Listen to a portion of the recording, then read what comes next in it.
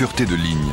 Due au crayon du carrossier Pininfarina, le cabriolet 306 propose à l'utilisateur un confort et une tenue de route hors du commun.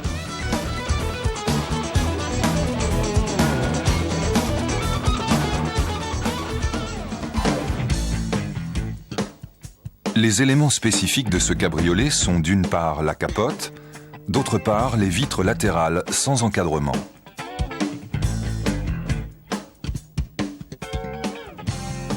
Lors des interventions sur ces éléments, la recherche permanente de l'étanchéité est primordiale.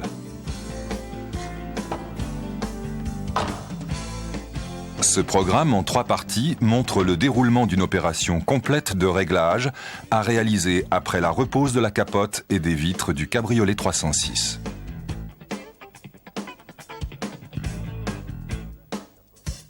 Nous verrons d'abord comment effectuer le réglage de la capote par rapport à la carrosserie.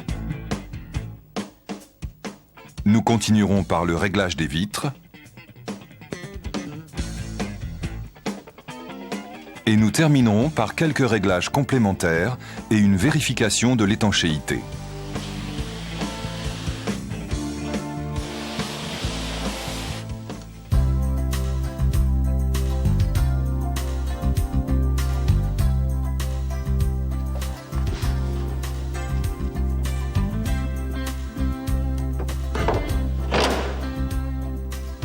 Lors de la repose, mettre en place les vis des fixations supérieures des platines et approcher les 3 vis de chaque côté.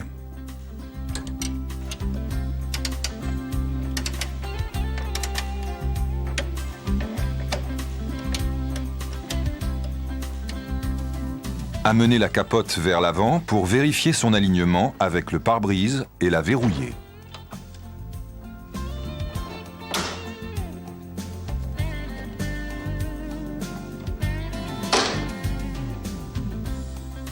Effectuer le serrage de chaque côté des fixations supérieures.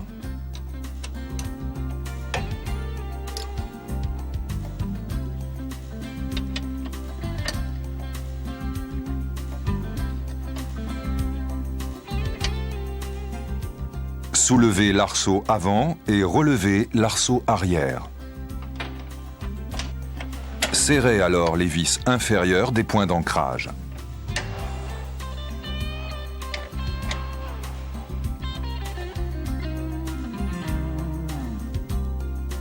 Dans le cas d'une capote électrique, reposez les vérins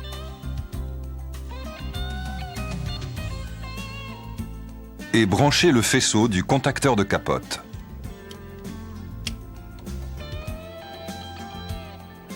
Laissez la capote en tension pendant au moins 24 heures afin qu'elle puisse se stabiliser avant d'entreprendre les réglages. Après ce délai, effectuez le réglage de l'avant de la capote. S'il y a dureté des poignées latérales ou mauvais plaquage de la capote sur le joint supérieur,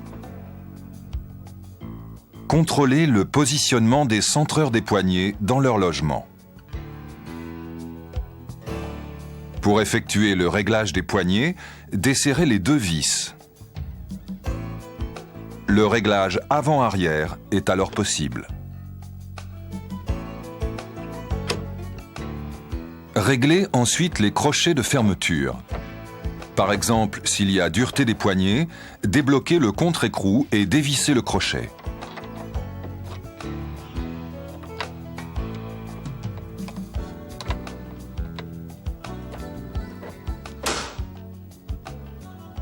Attention, si le crochet est trop dévissé, le plaquage de la capote sur le pare-brise sera insuffisant.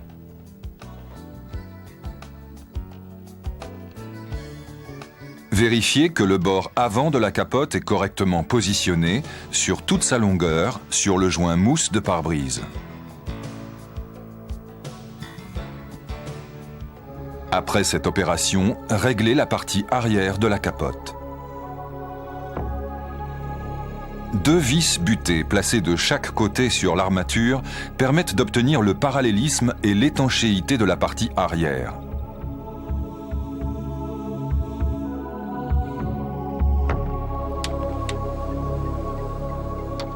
Débloquer le contre-écrou et agir sur les vis pour amener le joint d'arceau en contact franc sur toute sa longueur avec le couvre-capote.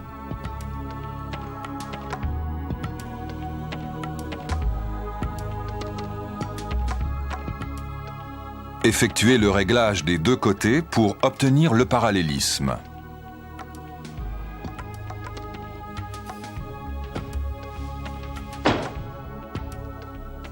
En aucun cas, la toile de capote ne doit être en contact avec le couvre-capote.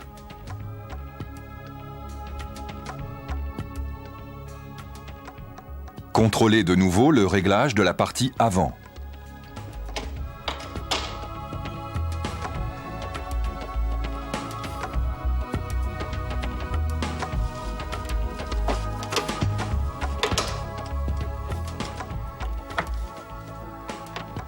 Réglage terminé, les vis de fixation des poignées étant enduites d'agents de freinage, les serrer au couple préconisé.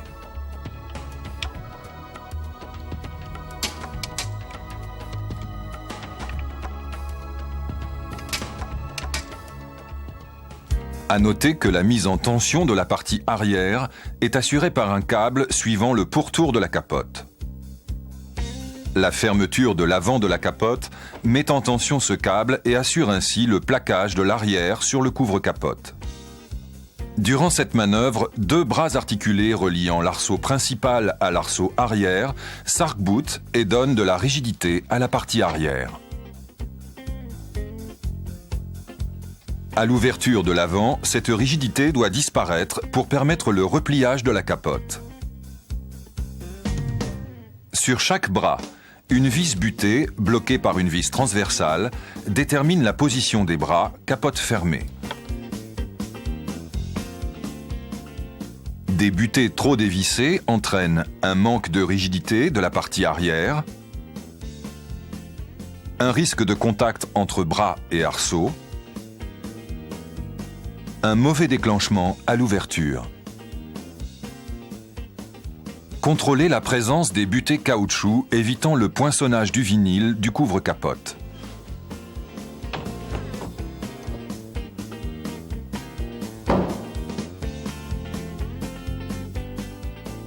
Dans le cas d'une capote électrique, procédez à l'initialisation du calculateur. Contact coupé, ramenez la capote vers l'avant. Soulevez l'arceau arrière, fermez le couvre-capote et le verrouillez manuellement par le coffre.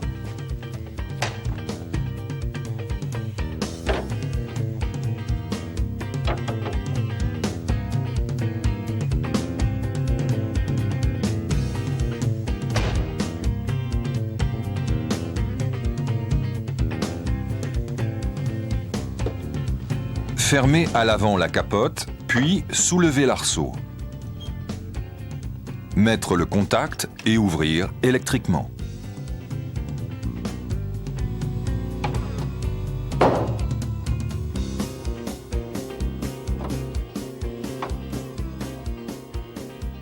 Répétez plusieurs fois le cycle ouverture-fermeture pour contrôler le bon fonctionnement général.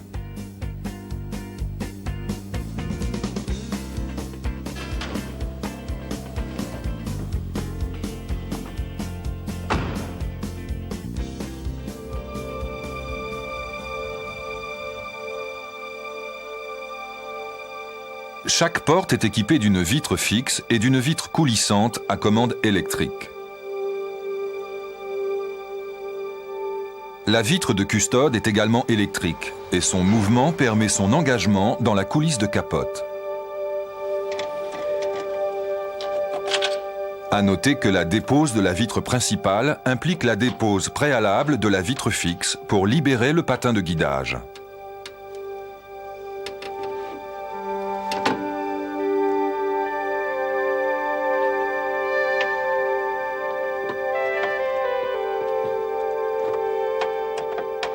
À la repose de la vitre fixe, respectez les longueurs des vis supérieures, la vis courte à l'avant.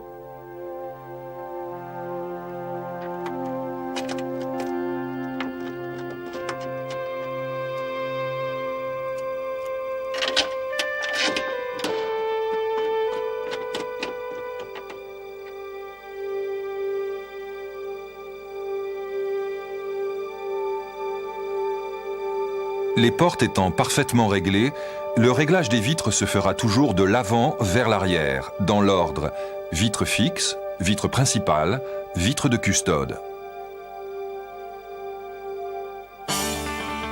La vitre fixe se règle en 3 points. Réglage en hauteur par la vis située en bas du montant de vitre.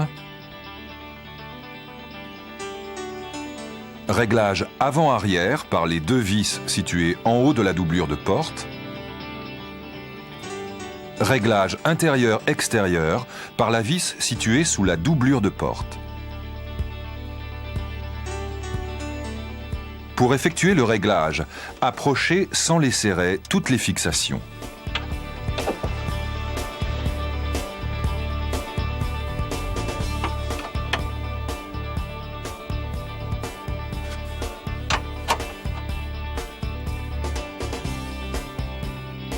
Déposez les fixations des supports d'ancrage du verrouillage de la capote.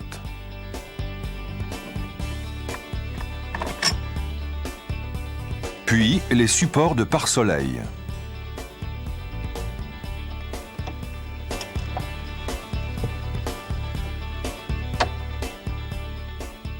Dévissez la fixation des crochets de pare-soleil et déclippez. Déposez l'enjoliveur de traverse de pare-brise et déconnectez l'éclairage et le récepteur de pli.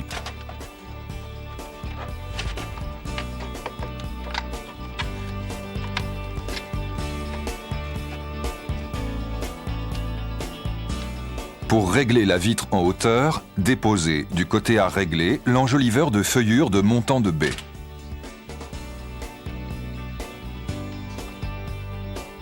En utilisant les vis du coffret d'outillage, mettre en place l'outil de réglage à l'emplacement du support d'ancrage.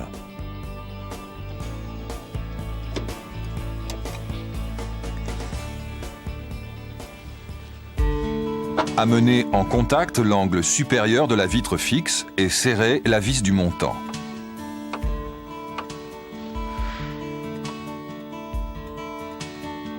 En plaçant l'extrémité de la cale de réglage entre vitre et montant de baie, amenez la vitre en appui vers l'avant.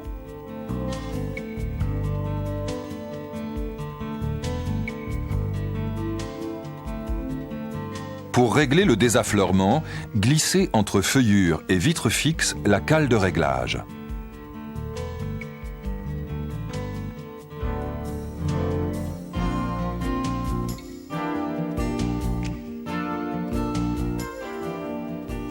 Serrez la vis située sous la doublure de porte ainsi que les 2 vis supérieures.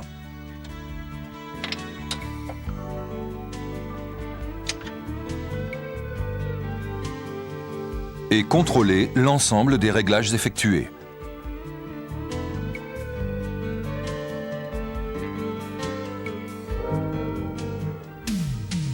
La vitre principale présente également 3 possibilités de réglage.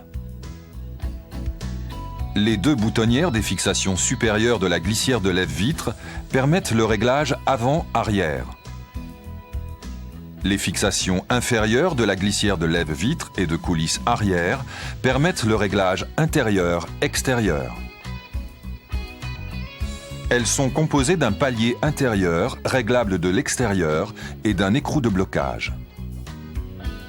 Ce réglage permet d'obtenir le parallélisme entre la coulisse avant, la glissière principale et la coulisse arrière. Mettre la vitre en position basse. Sur la glissière de lève-vitre, mettre en appui l'écrou intérieur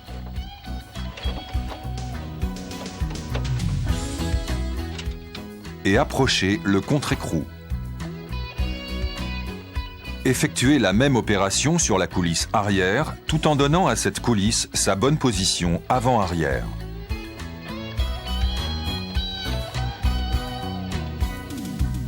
Vérifiez le fonctionnement sans point dur du lève-vitre et serrez les fixations.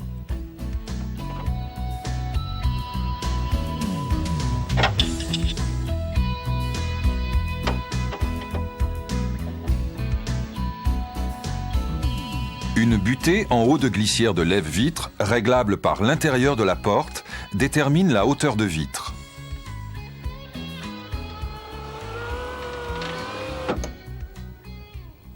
La vitre de custode présente 4 possibilités de réglage. La fixation avant permet de mettre en appui l'avant de la vitre sur le joint lèche-vitre. La deuxième fixation permet un réglage avant-arrière. Une boutonnière sur le mécanisme au niveau de cette fixation permet le réglage en hauteur. La fixation arrière permet de modifier l'alignement de la partie arrière de la vitre. La fixation inférieure permet le réglage intérieur-extérieur de la partie haute de la vitre et donc de son affleurement sur la vitre coulissante. Possibilité également au niveau de cette fixation d'un réglage en hauteur. Il ne doit pas y avoir de différence de niveau à la partie supérieure lorsque les vitres sont relevées. Contrôler le parallélisme et le jeu par rapport à la vitre principale, l'appui du montant de vitre de custode sur cette vitre, l'appui de la vitre sur le joint extérieur. Au cours de ces interventions, chaque réglage peut interférer avec un réglage précédent. Il peut donc être nécessaire d'effectuer plusieurs passages jusqu'à obtenir le bon positionnement.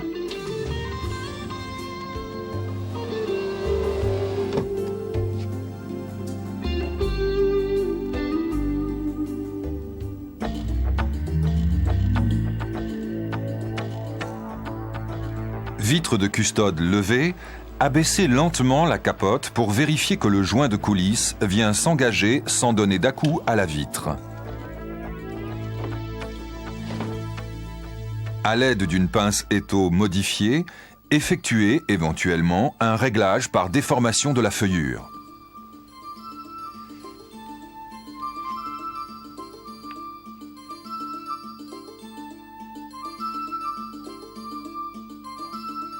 Vérifiez ensuite que la capote rentre dans son logement sans frotter. Attention, il est recommandé en usage courant de baisser légèrement les vitres avant d'effectuer la fermeture de capote.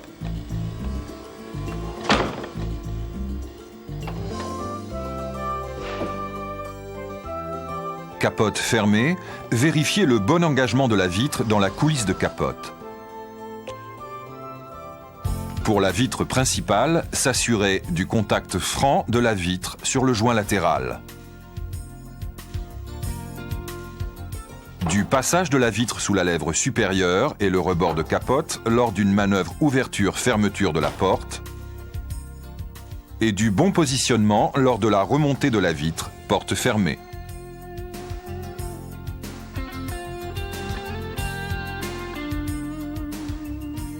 Si un défaut est observé sur une grande longueur, vérifiez le réglage des vitres. Si le défaut est plus localisé, il est possible d'y remédier en intervenant sur la feuillure.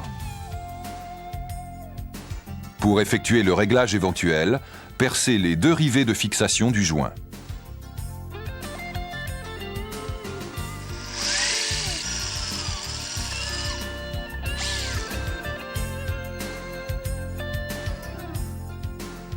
Le réglage par déformation de la feuillure inférieure de l'intérieur vers l'extérieur augmente l'appui du joint latéral sur la vitre.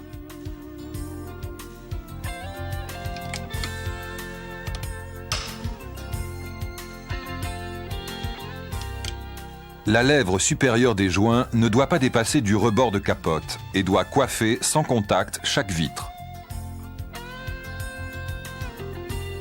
Le réglage par déformation de la feuillure supérieure de l'extérieur vers l'intérieur fait remonter la lèvre.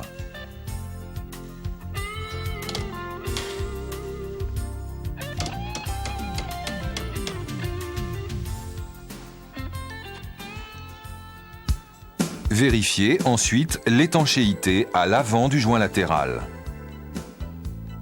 À la fermeture, le joint latéral ne doit pas venir chevaucher le joint de pare-brise. Un contact franc doit exister entre le joint mousse de pare-brise et l'extrémité du joint. Régler en déplaçant le joint.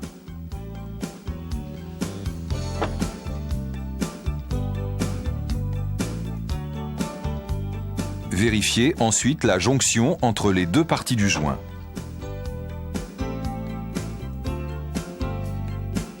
Et reposez les deux rivets.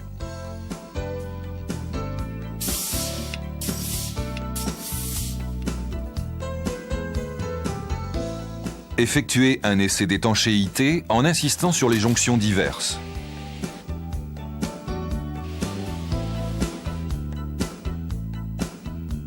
Et faire un essai routier pour détecter les bruits aérodynamiques.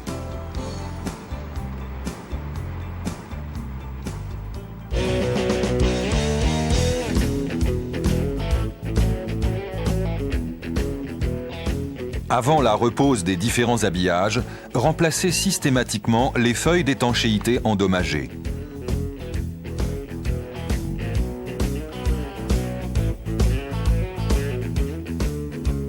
Et obturez toutes les ouvertures.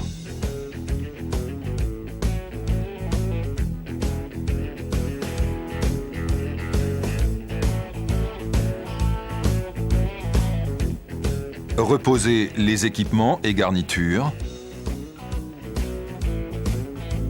et réglez à l'aide des deux vis de fixation le désaffleurement du couvre-caisson par rapport au couvre-capote.